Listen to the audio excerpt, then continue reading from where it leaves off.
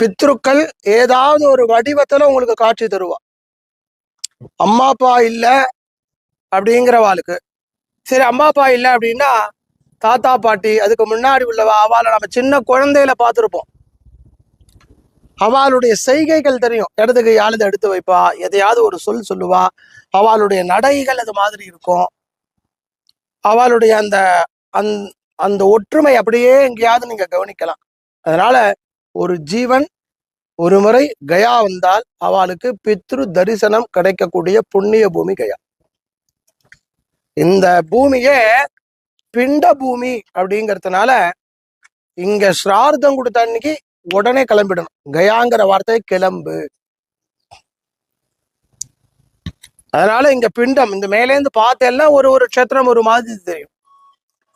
அது மாதிரி கயாவை பொறுத்த வரைக்கும் ஆகாயத்துல இருந்து நீங்க இந்த க்ஷேத்திரத்தை பார்த்தா